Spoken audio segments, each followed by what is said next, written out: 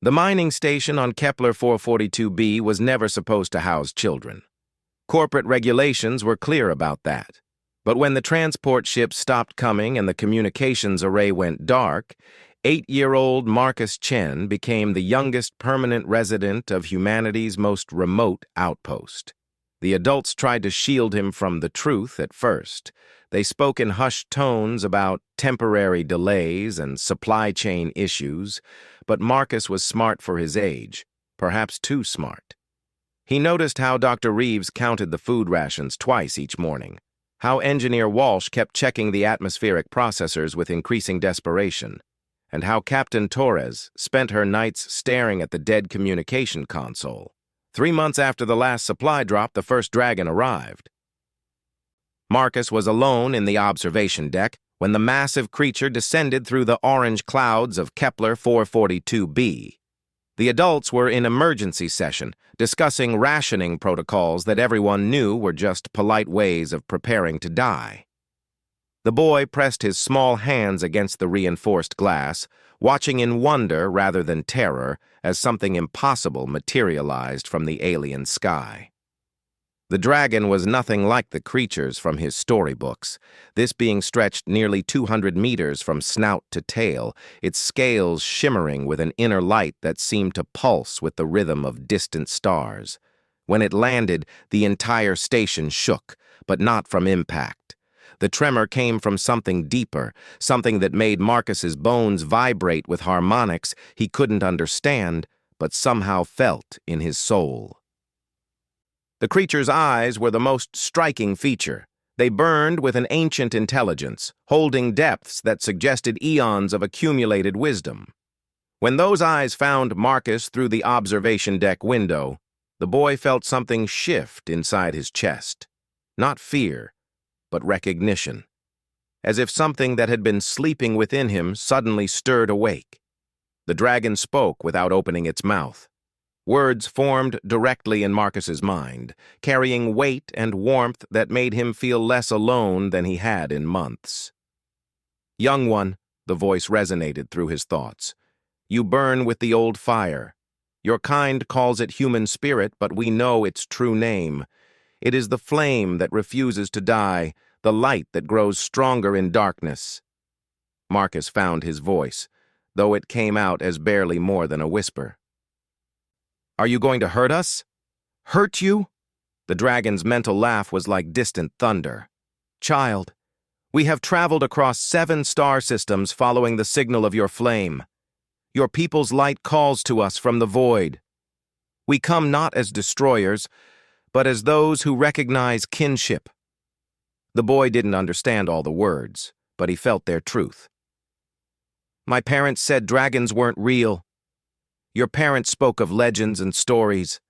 We speak of bonds forged in the fire of creation itself. Tell me, young flame-bearer, what do you know of your people's true heritage?" Marcus shook his head. He knew about Earth, about the colonies, about humanity's slow expansion into the galaxy. But the dragon's question suggested something deeper, something the adults had never taught him. "Long ago," the dragon continued, "before your species learned to reach for the stars, they possessed something remarkable. Not technology or weapons, but an unquenchable spark. Your ancestors looked at impossible odds and chose to fight anyway. They saw darkness and decided to become light. They faced extinction and laughed in its face." Images flowed into Marcus's mind. He saw early humans crossing frozen wastelands, building civilizations from nothing, reaching toward space with primitive rockets that should have failed but didn't. He saw courage that bordered on madness, determination that transformed impossible dreams into reality. "We dragons are ancient," the voice continued. "We have watched civilizations rise and fall across the galaxy. Most species develop wisdom or power or knowledge, but only humans developed true defiance. Only humans learned to grow stronger when everything tried to break them." The station's emergency alarms began blaring. Marcus could hear running footsteps and panicked voices as the adults discovered their unexpected visitor. but he remained transfixed by the conversation happening in his mind. "They're scared," Marcus said. "Fear is natural, but you, young one, you feel something else. What is it?" Marcus considered the question seriously. He thought about the months of rationing, the nights spent listening to adults whisper about dying slowly or quickly. He thought about how alone they all felt, abandoned at the edge of human space. But looking at the dragon, feeling its presence in his mind, he realized what he truly felt. "Hope," he said finally. "Yes." The dragon's approval washed over him like warmth. "That is the fire we recognize. That is why we have come. Your people face extinction, little flame-bearer. The galaxy grows dark and ancient evils stir. But humans possess something that could tip the balance. You just need to remember what you truly are." The observation deck door hissed open. Captain Torres burst in, weapon drawn. But she stopped short when she saw Marcus calmly standing at the window. "Step away from there, son," she said, her voice tight with barely controlled panic. Marcus turned to look at her. For a moment, Torres thought she saw something different in the boy's eyes. Something older, something that made her lower her weapon without conscious thought. "It's okay, Captain," Marcus said with surprising calm. "He's not here to hurt us. He's here because we're family." "Family?" Torres moved closer, her eyes fixed on the massive form visible through the window. "Marcus, what are you talking about?" "Dragons and humans," the boy explained, as if it were the most natural thing in the world. "We're both made of the same fire, the same stubbornness, the same refusal to give up." The dragon's voice touched all their minds simultaneously, and Torres gasped as alien thoughts filled her consciousness. "The child speaks truth, Captain Torres. Your species and ours share something precious. You call it humanity. We call it the eternal flame. It is what allows mortals to challenge gods and win." More people were arriving now. Dr. Reeves, Engineer Walsh, the other survivors of the mining station. All of them felt the dragon's mental touch. All of them heard its words. But only Marcus seemed unafraid. "What do you want from us?" Torres demanded, fighting to maintain her composure. "Want?" The dragon's amusement rippled through their minds. "Captain, we offer alliance, partnership. Your people face enemies beyond your current understanding. Ancient beings that consume worlds, that turn species against themselves, that spread despair like a plague. But humans possess the one weapon such entities truly fear." "Which is?" Marcus answered before the dragon could. "Hope. Even when everything says we should give up, we don't. Even when the smart choice is to surrender, we fight anyway. Even when the universe tells us we're too small to matter, we prove it wrong." The dragon's approval filled the observation deck like warm sunlight. "The young one understands. This is why we have searched for you across the void. This is why we offer our aid. Together, humans and dragons might achieve what neither could alone." Dr. Reeves stepped forward, her scientific mind racing. "You're talking about some kind of symbiotic relationship. But what could humans possibly offer beings of your obvious advancement?" "Advancement?" The dragon's laughter was gentle but profound. "Doctor, we dragons are creatures of magic and ancient power. We command forces your science barely recognizes. But we have grown old and careful. We see problems and plan solutions across centuries. When faced with impossible odds, we calculate and strategize and often conclude that victory is mathematically unlikely."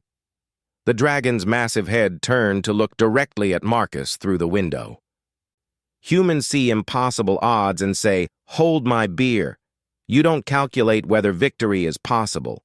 You simply decide it's necessary and find a way to make it happen. This is not ignorance or primitive thinking. This is the rarest form of wisdom in the galaxy." Engineer Walsh found his voice. "So what happens now? Do you just adopt us?" "Now," the dragon said, "you choose. We can take you to safety, relocate your people to worlds under our protection. You can live comfortable lives under our guardianship. Many species choose this path. Or, Torres asked, though something in her tone suggested she already knew there was another option. Or you can choose the harder path, the dangerous path. You can stand with us as equals and help us face the darkness that threatens all life in this galaxy. You can teach us to hope the way only humans know how. In return, we will teach you to harness power beyond your current dreams. Marcus stepped closer to the window, placing his small hand against the glass. The dragon moved its great head nearer, and for a moment, boy and ancient being regarded each other through the barrier. "Will we still be human?" Marcus asked. "You will become more human than you ever imagined possible," the dragon replied. "The fire within your species is not destroyed by alliance with power. It is magnified, enhanced, made into something that can reshape reality itself." The boy looked back at the adults, seeing their fear and uncertainty. But he also saw something else. In Captain Torres's eyes, he glimpsed the same determination that had led her to volunteer for this remote posting. In Dr. Reeves's expression, he recognized the curiosity that had driven her to study alien worlds. In Engineer Walsh's stance, he detected the stubborn competence that kept their life support systems running against all odds. They were already what the dragon described. They just didn't know it yet. "I want to learn," Marcus said simply. "I want to help." The dragon's joy washed over them all, a sensation like sunrise after the longest night. "Then let your education begin, young master. Let us show you what humans truly are when they embrace their heritage of defying the impossible." As the great being settled more comfortably beside the station, Marcus felt something fundamental shift in his understanding of the universe. They weren't abandoned outcasts waiting to die on a forgotten world. They were the descendants of beings who had looked at the vast emptiness of space and decided to fill it with hope. The dragon was right about one thing. Marcus could feel the fire burning within him, within all of them. It was the same flame that had driven humanity from caves to stars, the same stubborn spark that refused to accept defeat even when victory seemed impossible. And now, that fire had found something it had never possessed before. A teacher who understood its true value, a partner who could help it burn bright enough to illuminate the darkest corners of the galaxy. The real adventure was just beginning. 5 years had passed since the first dragon arrived at the mining station, and Marcus Chen was no longer the frightened child who had pressed his hands against observation deck glass. At 13, he moved with a confidence that made seasoned spacers step aside, spoke with an authority that commanded attention from beings who had lived for millennia, and carried himself with the quiet certainty of someone who had touched powers beyond human imagination. The mining station had become something unprecedented in the galaxy.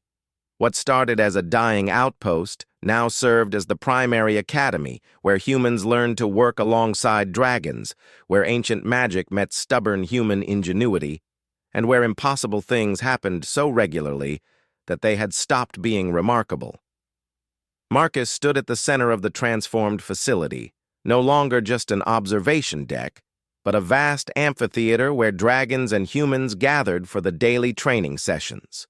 Around him, 47 humans worked in partnership with their dragon mentors, learning to channel abilities that no human had possessed since the earliest days of their species. "Focus on the flame within," Marcus instructed a group of newcomers, his voice carrying easily across the space despite his youth. "Don't try to control it. That's your first mistake. You can't control fire any more than you can control a hurricane. But you can guide it. You can give it purpose." Sarah Martinez, a former corporate security officer, struggled with the exercise. Sweat beaded on her forehead as she attempted to manifest even the smallest spark of visible energy. I don't feel anything, she said through gritted teeth. Marcus walked over to her, his movements carrying a grace that seemed almost inhuman. But his smile was entirely, recognizably human, warm, encouraging, touched with the kind of mischief that only someone who had grown up around dragons could develop. That's because you're trying to feel for something that isn't there, he said. The flame isn't hiding somewhere inside you waiting to be discovered. It is you. Every stubborn thought you've ever had, every time you've refused to give up, every moment you've looked at something impossible and decided to try anyway. That's the flame. Sarah's dragon partner, a magnificent creature named Zelthara, whose scales shifted through shades of deep blue and silver, lowered her great head to speak directly into the woman's mind. The young master speaks truth. Zelthara's mental voice carried centuries of patient wisdom. Your kind's power does not come from mystical energy or arcane knowledge. It comes from the simple refusal to accept limitations. Remember why you volunteered for this training. Sarah closed her eyes, thinking back to the day her home colony had been evacuated ahead of an incoming stellar storm. Corporate protocols demanded they abandon the outer settlements, leave thousands of people to die because the profit margins didn't justify the risk of rescue operations. She had stolen a ship, violated direct orders, and saved 700 lives because someone had to try. When she opened her eyes, a small flame danced above her palm. Not magical fire, but something deeper, something that burned with determination made manifest. There, Marcus said with satisfaction. Now you're getting it. Across the amphitheater, similar scenes played out as humans discovered abilities they never knew they possessed. Engineer Walsh had learned to reshape metal through sheer force of will, simply by refusing to accept that steel couldn't bend the way he needed it to. Dr. Reeves could accelerate plant growth through what she insisted on calling aggressive encouragement, though her dragon partner preferred the term channeling life force through stubborn optimism. Captain Torres had perhaps the most dramatic ability of all. She could literally inspire courage in others, sharing her own unshakable determination through something that was part telepathy, part contagious confidence, and entirely impossible by any known scientific principle. The ancient texts speak of humans who could work miracles through faith alone. Torres's dragon mentor, Kaveth the Starender, had explained during one of their sessions.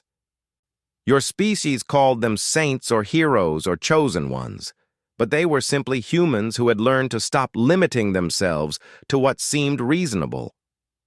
Marcus moved through the training groups, offering guidance, encouragement, and the occasional demonstration that left newcomers staring in disbelief. At 13, he could do things that challenged the understanding of even ancient dragons.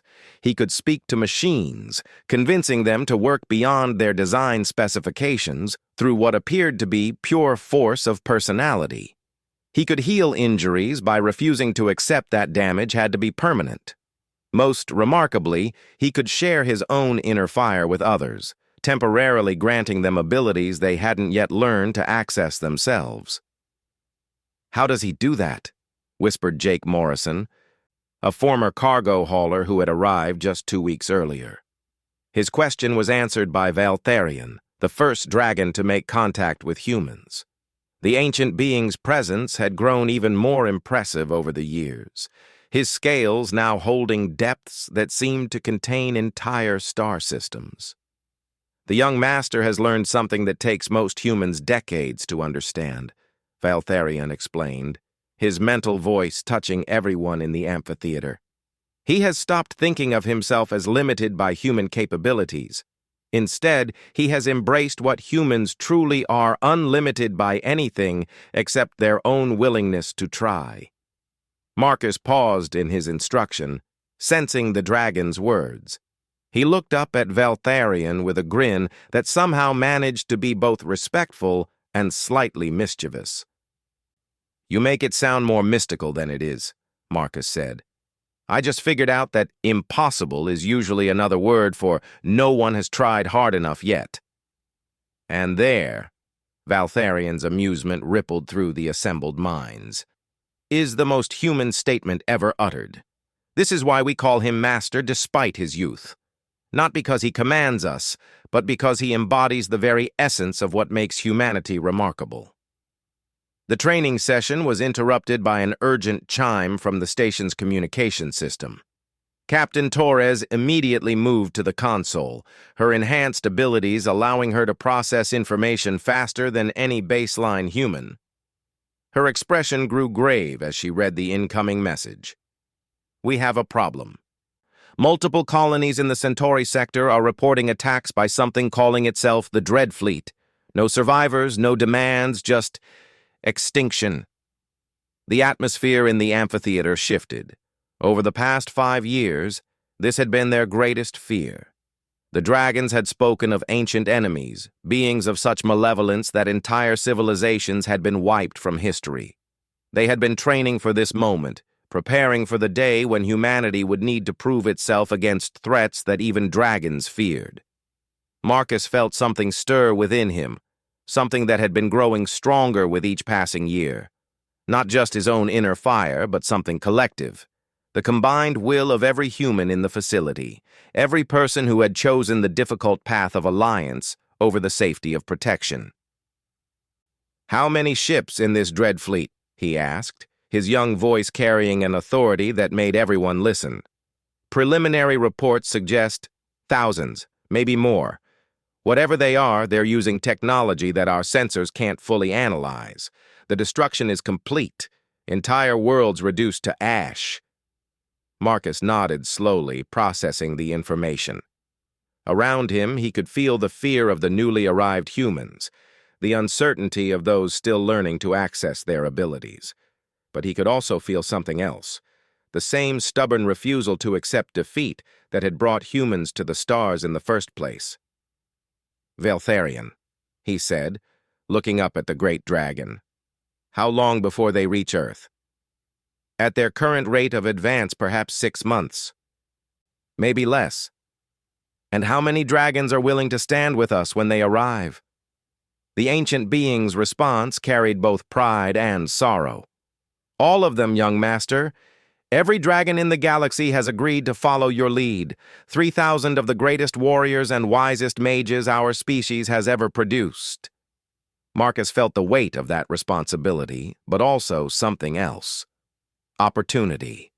For the first time in dragon history, their species would fight alongside beings who didn't know how to calculate defeat, who looked at impossible odds and saw challenges to overcome rather than reasons to retreat.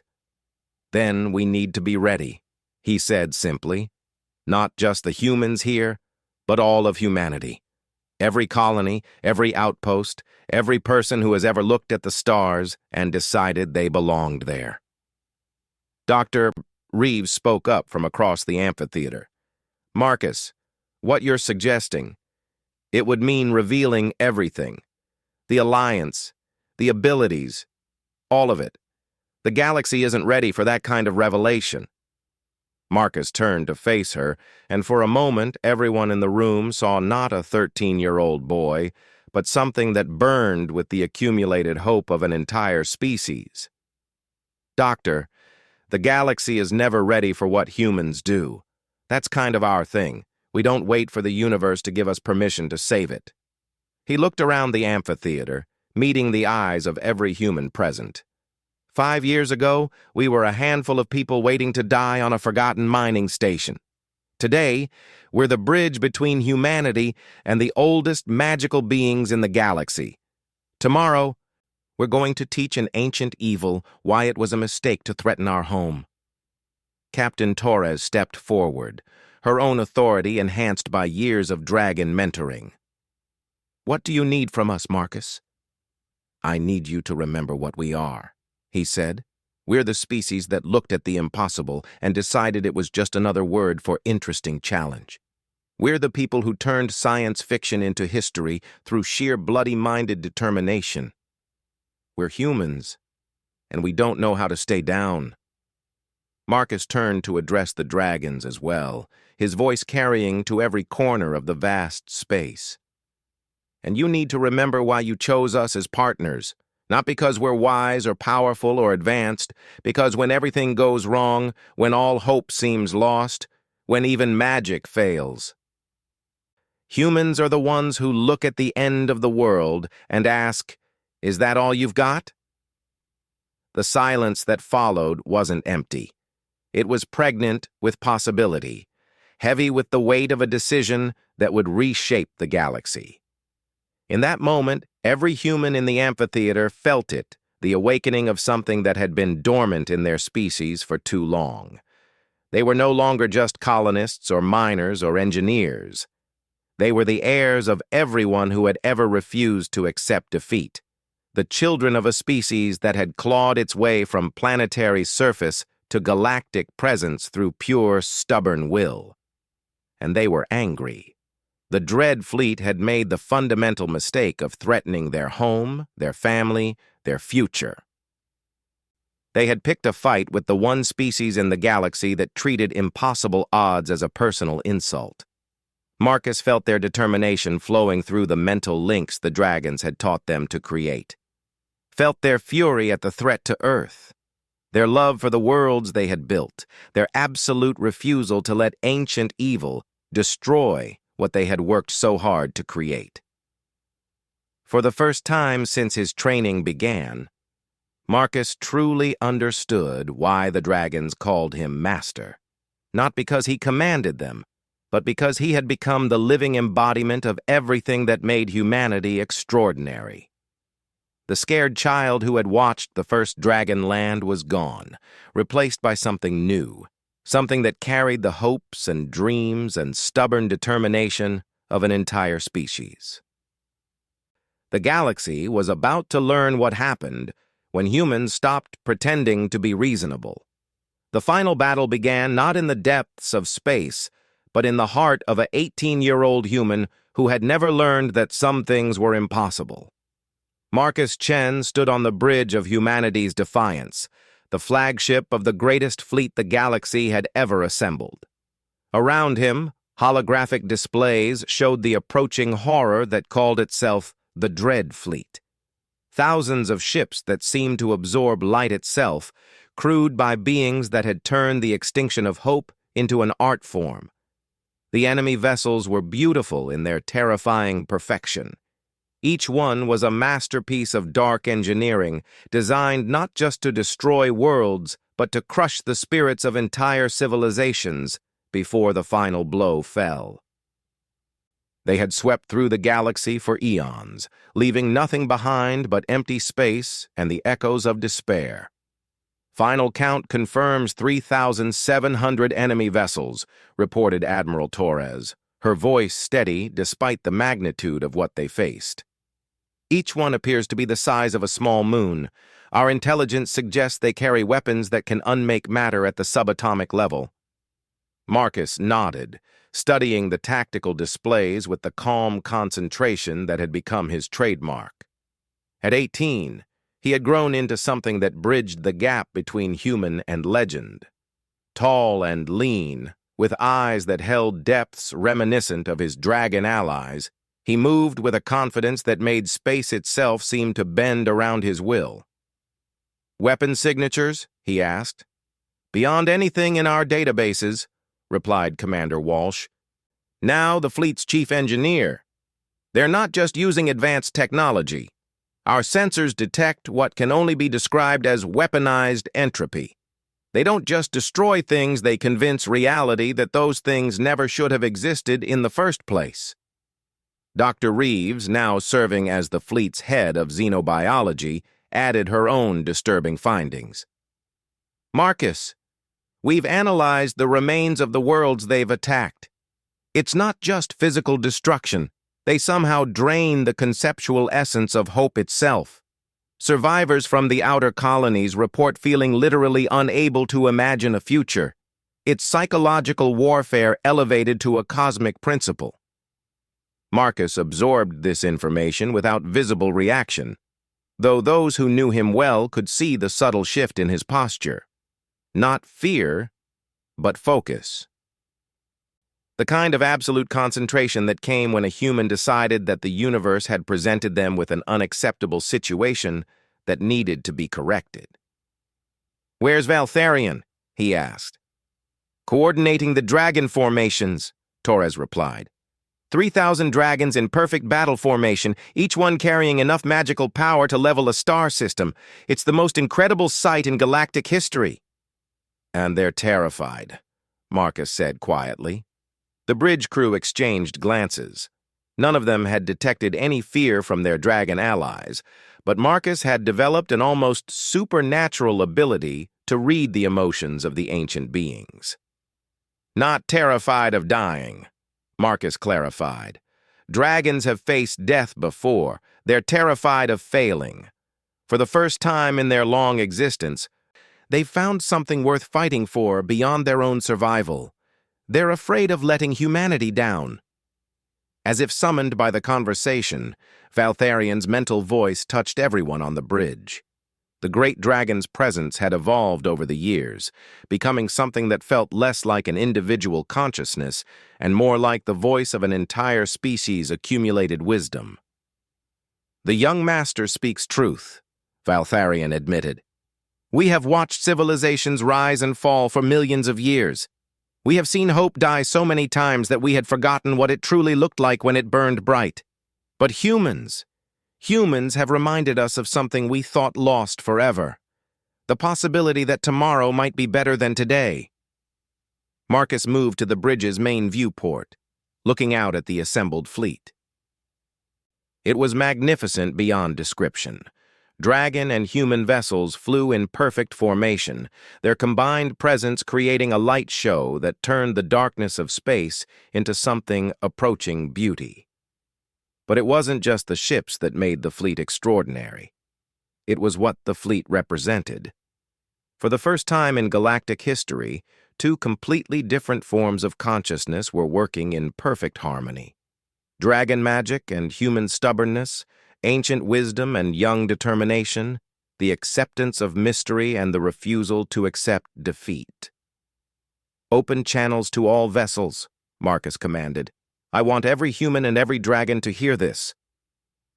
The communications officer nodded, her enhanced abilities allowing her to create connections that spanned not just space, but the psychic bonds that linked the Alliance together. "This is Marcus Chen," he began, his voice carrying across thousands of ships and touching millions of minds. "Some of you remember me as the scared kid who first made contact with Valtharion 5 years ago. Some of you have only heard the stories, but all of you know why we're here." He paused, gathering his thoughts. Around him, the bridge crew could feel the attention of the entire fleet focusing on their flagship. Dragons whose individual power could reshape reality, humans who had learned to treat impossible odds as daily challenges, all of them waiting to hear from the young man who had somehow become the symbol of everything they were fighting for. "The Dread Fleet calls itself the end of hope," Marcus continued. "They believe they can convince us that resistance is futile, that our light is too small to matter in the darkness they bring. They've spent eons perfecting the art of making civilizations give up before the fight even begins." In the tactical displays, the enemy fleet continued its inexorable advance. Sensors showed them deploying weapons that seemed to violate basic physics, creating fields of pure despair that could crush the will to live from light years away. "They're probably right," Marcus said, and several bridge officers looked at him in shock. "By any reasonable calculation, we should lose. They outnumber us, outgun us, and they've had millions of years to perfect the art of destroying hope. If this were a reasonable universe, they would roll over us without breaking stride." The communication channels carried a moment of absolute silence. Then Marcus smiled. And that simple expression carried such confidence that it seemed to light up space itself. "But here's the thing about humans," he said, his voice growing stronger. "We gave up on being reasonable about the same time we figured out how to make fire. We've never met an impossible situation we didn't take as a personal challenge. We've never encountered odds so bad that we didn't immediately start figuring out how to prove them wrong." Now his voice was reaching not just the fleet, but every human settlement within range.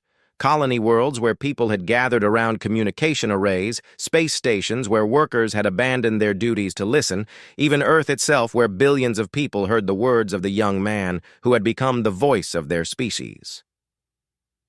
"The Dread Fleet wants to convince us that hope is an illusion," Marcus said, "that our light is too small to push back the darkness, that our refusal to give up is just stubborn ignorance." He turned from the viewport to face the communication array directly, as if speaking to each individual listener. "They're absolutely right. Hope is an illusion. It's the illusion that tomorrow can be better than today even when today is terrible. It's the illusion that ordinary people can do extraordinary things when they decide that someone has to. It's the illusion that light matters even when surrounded by infinite darkness." Marcus felt the response of his audience, the collective intake of breath from millions of humans who suddenly understood what he was really saying. "And that's exactly why we're going to win," he continued.